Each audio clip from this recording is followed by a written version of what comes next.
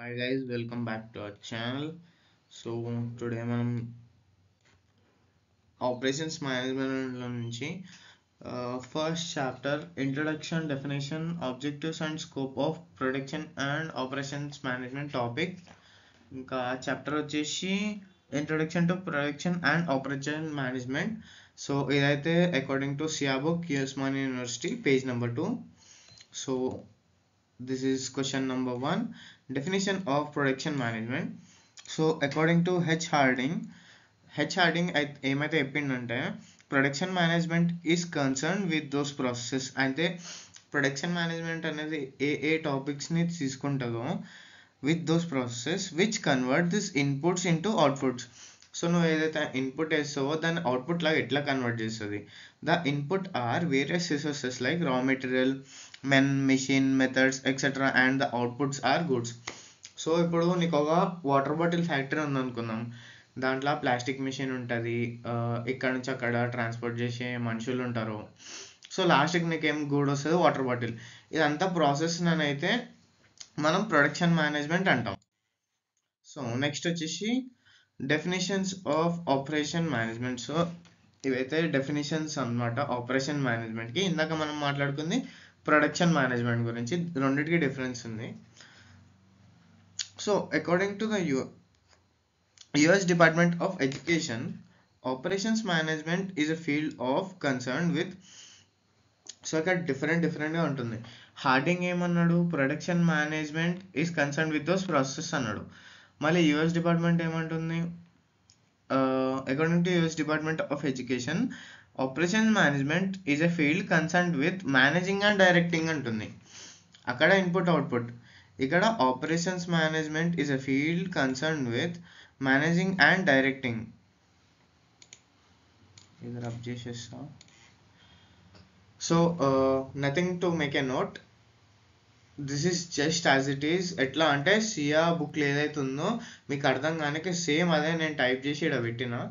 So nothing to note, just నా వినండి చాలు. Okay, field concern with managing and directing the physical or the technical functions of firm or organization, particularly those relating to development, production and manufacturing. So US department of education ఏమంటుందంటే operations management అనేది field దేని మీద concern అయింది, with managing and directing the physical are technical functions.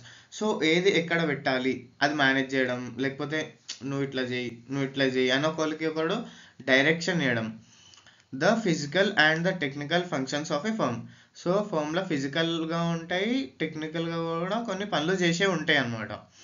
Firm అంటే ఏం లేదు, ఒక industry అనుకోండి, ఆర్గనైజేషన్ అన్న అదే, but not labour part. Blue colour labours ఉంటారు, దీంట్లోనేమో ఫర్మ్లోనేమో బ్లాక్ కలర్ లేబర్స్ ఉంటారు.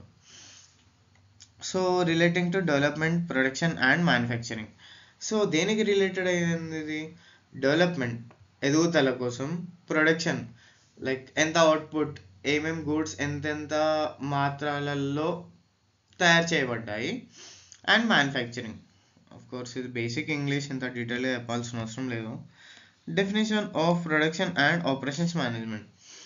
So both. ఇంకా ఇప్పుడు ఫస్ట్ ఏమైపోయింది, డెఫినేషన్ ప్రొడక్షన్ మేనేజ్మెంట్, ఇప్పుడు definition of operation management. Definition of production and operation management ఇప్పుడు మనం చదువుకుంటున్నాం. According to Sherry Segal and Joel G. Segal, production and operation management is the management of all activities directly related to the production of goods and services. షెరీ Sehgal ఇంకా జోయల్ సెగల్ ఏమంటున్నారంటే production ఇంకా ఆపరేషన్స్ని manage చేసేది ఏంటంటే is a management of all activities directly related to.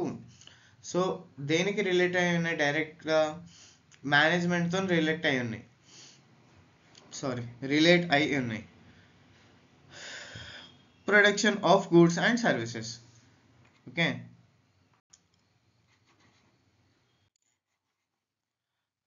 objectives of productions and operations management. Following are the objectives of production and operations management. So objective అంటే ఏంది, for suppose నువ్వు pen paper తీసుకొని నీ exam రాస్తున్నావు, దాని output ఏంది, నీ exam results. అట్లనే ఇప్పుడు నువ్వు ప్రొడక్షన్ అండ్ ఆపరేషన్ మేనేజ్మెంట్ ఒక ఆబ్జెక్టివ్ ఏంది అంటే మెయిన్ గోల్ ఏంది, ఏదైనా ఒక పని చేస్తే దాని వెనకాల ఏదో ఒక గోల్ ఉంటుంది కదా, అదే ఇది. To ensure customer satisfaction by delivering products of high quality, reliability and competitive cost with in the promise delivery time. So అంటే ఏంటంటే టు ఎన్ష్యూర్ కస్టమర్ సాటిస్ఫాక్షన్ అంటే నువ్వు ఇప్పుడు ఫర్ ఎగ్జాంపుల్ ఏదైనా తీసుకోండి, నువ్వు ఒక టూత్పేస్ట్ తీసుకున్నావు అనుకో, ఓకే, అది నీ పళ్ళని మంచిగా క్లీన్ చేస్తుందా అనుకుందాం, ఓకే, అది నీ సాటిస్ఫాక్షన్. ఇంకా అది ఫ్రెష్నెస్ ఉందా, లైక్ నీకు క్యావిటీస్ ఏమైనా వస్తున్నాయా, నువ్వు బేసిక్గా కొన్ని థింగ్స్ నుంచి కొన్ని కోరుకుంటావు. సో అది సాటిస్ఫై అయినావా కాలేదా. Delivering products of high quality, నువ్వు చీప్ క్వాలిటీ మెటీరియల్ వాడినావా, హై క్వాలిటీ మెటీరియల్ వాడినావా, నువ్వు దాంట్లో ఏమేమి ఇంగ్రీడియంట్స్ వాడినావు అన్నీ చెక్ చేస్తారు కస్టమర్స్ అనేటోళ్ళు. ఇంకా రిలయబిలిటీ, కొన్ని వస్తువులు ఎట్లా అంటే టెంపరీగా యూజ్ చేసేనికి కాకుండా కొన్ని పర్మనెంట్గా యూజ్ చేయడానికి ఉంటాయి. ఫర్ ఎగ్జాంపుల్ షూస్ అనుకుందాం మనం, షూస్ అనేది రిలయబిలిటీ చెక్ చేస్తాడు మ్యాక్స్ ఎవరన్నా బేసిక్ కస్టమర్. షూస్ ఇవి ఎన్ని ఎండ్లు వాడచ్చు మనం, లేకపోతే ఎన్ని మంత్స్ వాడచ్చు చూసుకుంటాడు. At competitive cost and with in promised delivery time. Competitive cost, for example same shoe different company, ఒకటి 1000 రూపీస్కి అమ్ముతుండు, ఒకటి 2000 రూపీస్కి అమ్ముతుండు. నువ్వు ఎవరి దగ్గరికి పోతావు, 1000 రూపీస్కి అమ్మేటం దగ్గరికే పోతావు. ఇది competitive cost. And with in the promised delivery time. With in the promise delivery time అంటే కొన్ని వస్తువులు ఎట్లా అంటే ఆర్డర్ పెట్టుకోవాల్సి వస్తుంది, ఓకే. ఇప్పుడు ఇది బెస్ట్ ఎగ్జాంపుల్ అనుకుందాం. మీరు ఆన్లైన్ షాపింగ్ మ్యాక్స్ చాలామంది వాడుతుండొచ్చు. సో ఏంటంటే ఇప్పుడు మీషో ఇంకా అమెజాన్ తీసుకుందాం, రెండిట్లా షూస్ దొరుకుతాయి మళ్ళీ. ఇప్పుడు మీషోలో ఆర్డర్ పెడితే 10 to 15 days ఆరామ్సే పడుతుంది. అదే అమెజాన్లో పెట్టుకోను 3 to 5 days minimum, maximum 3 to 5 days పడుతాయి. అది కూడా ఫ్రీ డెలివరీ. ప్రైమ్ ఉంటే నీకు పొద్దున్న పెడితే సాయంత్రం వరకు వచ్చేసి అట్లా అనమాట. కస్టమర్ అనేవి ఇవన్నీ చెక్ చేస్తాడు. To minimize scrap and rework to improve product quality and reduce wastage. So దీని ఆబ్జెక్టివ్ ఏంది, మినిమైజ్ స్క్రాప్. సో నువ్వు ఒక ఫర్నిచర్ షాప్లో పనిచేస్తున్నావు అనుకుందాం. ఈ ప్రొడక్షన్ ఇంకా ఆపరేషన్ మేనేజ్మెంట్ ఏంటంటే లేబర్స్కి ఒక డిజైన్ ఇస్తాడు ఒకడు, ప్రొడక్షన్ ఇంకా ఆపరేషన్స్ మేనేజ్ చేసేటాడు ఒక డిజైన్ ఇస్తాడు. అది ఎట్లుండాలంటే తక్కువ చెక్క వేస్ట్ కావాలి కానీ మంచి క్వాలిటీ ప్రోడక్ట్ బయటికి రావాలి, అర్థమైందా. And rework to improve product quality, మంచి క్వాలిటీ డిజైన్ చేసిండు వాడు, వేస్టేజ్ కూడా తక్కువైంది, చెక్క కూడా ఎక్కువ పోలేదు.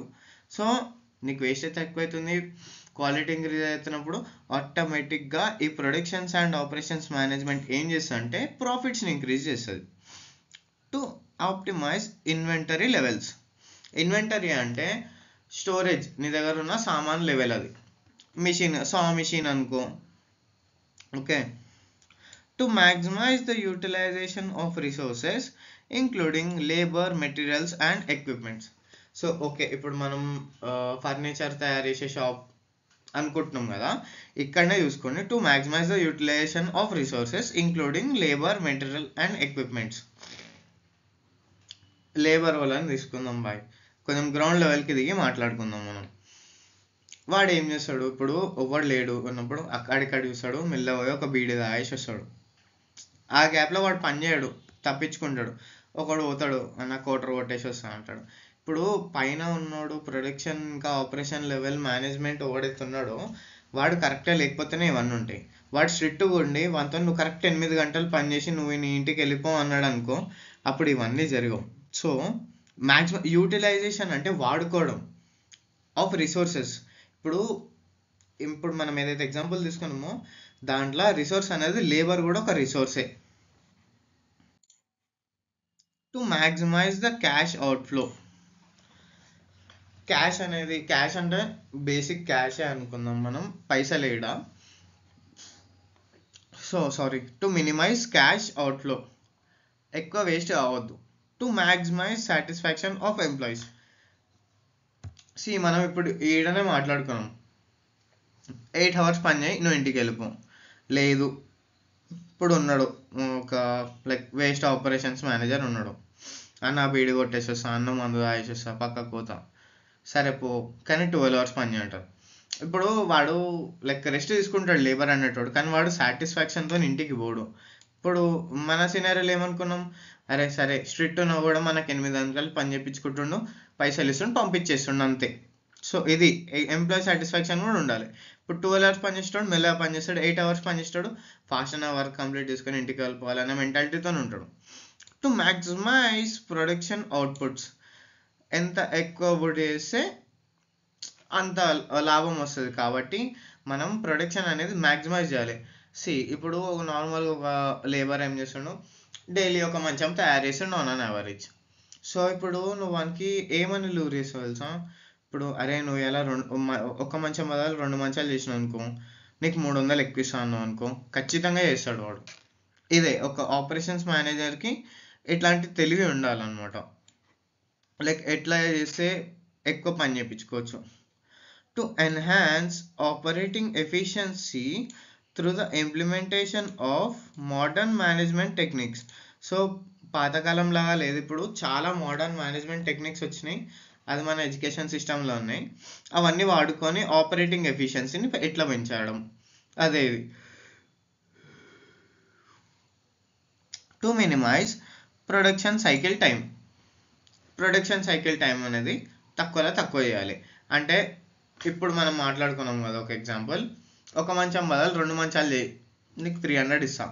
సో ఇక్కడ ఏ విధాలుగా ప్రాఫిట్ అవుతాడు, ఫస్ట్ పాయింట్, ఒక లేబర్కి వాడు ఆల్మోస్ట్ 800 to 1000 రూపీస్ పే చేస్తాడు పర్ మంచం, పర్ డే. డైలీ ఎన్ని మంచాలు తయారు చేస్తాడు, 1 మంచం. ఇప్పుడు వానికి 2 మంచాలు తయారు చేయమని చెప్పినాం అనుకో, ఆన్ అన్ యావరేజ్ కాస్ట్ తగ్గదా. సో ఇదే మినిమైజ్ ప్రొడక్షన్ సైకిల్ టైం.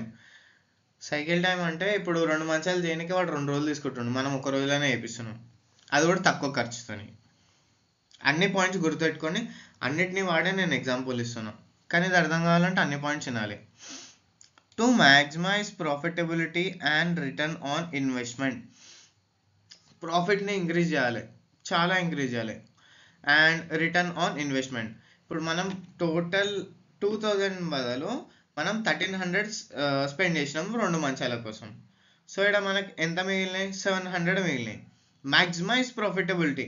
నీకు ఇక్కడ తగ్గినప్పుడు నువ్వు ఇప్పుడు బయటికి పోయినావు, ఇప్పుడు 1000 రూపీస్ ఖర్చు అయిన మంచం నువ్వు 2500కి అమ్ముదాం అనుకుంటావు, నువ్వు అక్కడ ఫిక్స్డ్ ప్రైస్ పెడతావు, కానీ ఇక్కడ నీకు లేబర్ కాస్ట్ తగ్గితే నువ్వు ఆడ అన్న 2000 కాదన్న 1800కి అమ్ముతాం. ఇట్లా రిటర్న్ ఆన్ ఇన్వెస్ట్మెంట్, నువ్వు పెట్టిన దానికి రిటర్న్ వస్తుంది, ప్రాఫిట్స్కి ప్రాఫిట్ వస్తుంది. ఇప్పుడు వస్తారు ఇంకొకళ్ళు, అరే వీడు తక్కువకి అమ్ముతుండ్రా భయ్, దాన్నే మౌత్ మార్కెటింగ్ అని కూడా అంటారు. Tip demonstrate concern for environment protection by adopting sustainable practices, minimizing waste and emissions, and complying with the relevant regulations to maximize possible productivity. మనం ఫస్ట్లో మాట్లాడుకున్నాం కదా, ఇట్లా చేస్తే ఈ డిజైన్లో చేస్తే నీకు తక్కువ చెక్క వేస్ట్ అవుతుందని. సో అదే ఈ పాయింట్, డెమాన్స్ట్రేట్ చేయడం అంటే కన్సర్న్ని చూసుకొని డెమాన్స్ట్రేట్ చేసి అది ఎన్వైరన్మెంట్ ప్రొటెక్షన్ లాగా ఉండాలి. ఇప్పుడు మనం ఇక్కడ చేస్తున్నది తప్పు పని, ఆల్రెడీ వుడ్ని కట్ చేస్తున్నాం, ఇట్స్ ఓకే, నేను తీసుకున్న ఎగ్జాంపుల్లో మనం తప్పు పని చేస్తున్నాం, కానీ అది అవసరం, ఎంత అయితే అంత తక్కువ వేస్ట్ చేద్దాం, అది అలా ఆలోచించాలి. ఎవరు, ప్రొడక్షన్ ఇంకా ఆపరేషన్ మేనేజర్ ఆర్ మేనేజ్మెంట్ అనే team. So these are their objectives.